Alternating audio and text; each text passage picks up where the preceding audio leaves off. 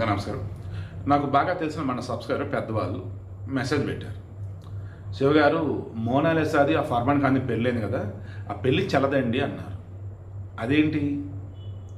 Muslim and Hindu special marriage act 1954 కింద చెల్లుబాటు అయింది కదా అన్న. వాస్తవానికి ఇండియాలో ఉన్నప్పుడు ఏదో ఒక దాని కింద అంటే వాళ్ళు హిందూ సాంప్రదాయ ప్రకారం పెళ్లి చేసుకోవాలి, ముస్లిం సాంప్రదాయ ప్రకారం పెళ్లి చేసుకోవాలి. అప్పుడు ముస్లిం సాంప్రదాయ ప్రకారం ఉన్నప్పుడు అమ్మాయికి పేరు మారుస్తారు, పెళ్ళి అలా చేస్తారు. హిందూ సాంప్రదాయ ప్రకారం ఉన్నప్పుడు ఇద్దరు పేర్లు కూడా హిందూ సాంప్రదాయ ప్రకారం ఉండాలి, పెళ్ళి ఆ రకంగా జరిపిస్తారు అని అన్నారు. ఇక్కడ ఆ అబ్బాయి హిందూ సాంప్రదాయ ప్రకారం ఉన్నప్పుడు కనీసం నుదుటిని బొట్టు పెట్టుకోవాలి, ఆ గడ్డం గీసుకోవాలి. అసలు పూజారులే కనపడలేదు మనకి. ఇక దట్ట గుడిలో పెళ్లి చేసినంత మాత్రాన హిందూ సాంప్రదాయ పెళ్లి జరిగినట్ట అండి. తాళి కడితే అది పెళ్లి జరిగినట్ట. చర్చిలో కూడా తాళులు కడుతూనే ఉంటారు, మరి అదే మ్యారేజ్. సో విషయం ఏంటి?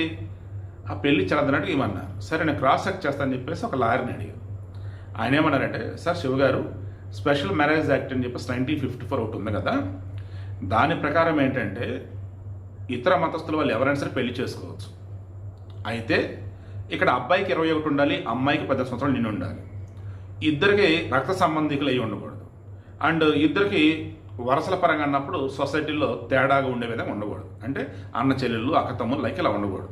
అట్ ది సేమ్ టైం బాబాయ్ కూతురు లైక్ ఇలా, అంటే వరసలు అన్నీ కూడా కొంచెం సమాజం యాక్సెప్ట్ చేసే విధంగా ఉండాలన్నమాట, కోర్టులు యాక్సెప్ట్ చేసే విధంగా ఉండాలి.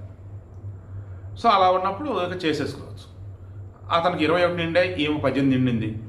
మనం అనుకున్నాం లవ్ యూ బచ్చే అని చెప్తుంది, నీ పిల్ల చిన్నపిల్లలా ఉందరా బాబు అని. లేదంట, ఇంటెండెడ్ మ్యారేజ్ అని సమ్ మీద ఉంటుంది. దాని ఏంటంటే ఇంటిమేషన్ అవ్వాలన్నమాట. లోకల్గా ఉన్నటువంటి రిజిస్టర్ ఆఫీస్లో పెళ్లి రిజిస్టర్ చేసుకోవడానికి ముందు 30 రోజుల ముందు వాళ్ళకి నోటీస్ ఇస్తే, మొత్తం ఫిల్ చేసి అప్లికేషన్ ఇస్తే వాళ్ళు దాన్ని నోటీస్ బోర్డులో పెడతారు. అదొక్కటి వీళ్ళు చేయాలి. బట్ ప్రభుత్వం వాళ్ళది కాబట్టి ఆల్రెడీ పెళ్లి కూడా రిజిస్టర్ చేశారంటున్నారు కాబట్టి ఓకే చెల్లిందని అనుకున్నాం. ఇక ఇప్పుడు మీకు ఇంకోటి తెలియాలి. ముస్లింలు అనుకోండి, ముస్లిం పర్సనల్ అనేది ఉంటుంది, అందులో కితాబీ అని ఒకటి ఉంటుంది. దాని ప్రకారం ఏంటంటే మత గ్రంథాలను నమ్మే వాళ్ళు ఉంటారు. ముస్లింలు, యూదులు, క్రైస్తవులు విగ్రహారాధన చేయరు, పవిత్రమైన గ్రంథాలను వాళ్ళు నమ్ముతారు. ముస్లింలు ఖురాన్, క్రైస్తవులు బైబుల్, యూదులది ఏదో ఉంటుంది. సో ఆ గ్రంథాలు వాళ్ళు నమ్ముతారు, విగ్రహారాధన చేయరు. సో వీళ్ళు పెళ్లి చేసుకోవచ్చు అంటే మళ్ళీ ఒకళ్ళ వాళ్ళు పెళ్లి చేసుకోవచ్చు. దెన్ ముస్లింలు అన్నప్పుడు ఇది సరిపోయింది. మరి హిందువులు అన్నప్పుడు స్పెషల్ మ్యారేజ్ యాక్ట్ అప్లై అవుతుంది. అటు ముస్లింలా అప్లై కాదు, ఇటు హిందువులా అప్లై కాదు, స్పెషల్ మ్యారేజ్ యాక్ట్ అప్లై అవుతుంది అనమాట.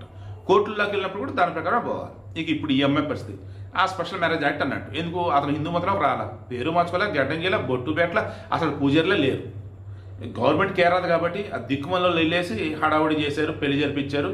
అనకూడదు కానీ తప్పుగా మాట్లాడుతుంది, కానీ ఏదో రోడ్డు పక్కన అక్కడ తాళి కట్టినట్టు బలవంతం కట్టినట్టు ఉంది. అదైతే ఆ పిల్ల నాకు ఇప్పటికీ పిల్లని చూస్తే పాపం అనిపిస్తుంది రా బాబు.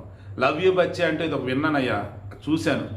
పిచ్చి పిల్ల అమాయకురాల్లా ఉంది. ఎంత అంటే శుభాన్ని పెళ్ళి అయితే అశుభం అలగకూడదు. బట్ నేను మామూలుగా చెప్తున్నా, ఒక అడుక్కునేవాడు ఉన్నాడు, వాడి కేజీ బంగారం దొరికిందట. దాంతో బంగారం బొచ్చు చేపించి ఆ బొచ్చులు అడుక్కున్నాడట. అలా ఈ పిల్లకి పూసలు అమ్ముకుంటూ బతుకుతూ ఉంది. ఆ పూసలు ఎవరైనా కొంటే సంతోషం, ఆ రోజు ఇల్లు గడిస్తే సంతోషం. అటువంటి ఈమెకి అద్భుతమైన ఆఫర్లు వచ్చి డబ్బులు లక్షలు వస్తున్న మూమెంట్లో, బట్ ఆ బుద్ధి మాత్రం అక్కడే ఆగిపోయింది. ఏ రకంగా?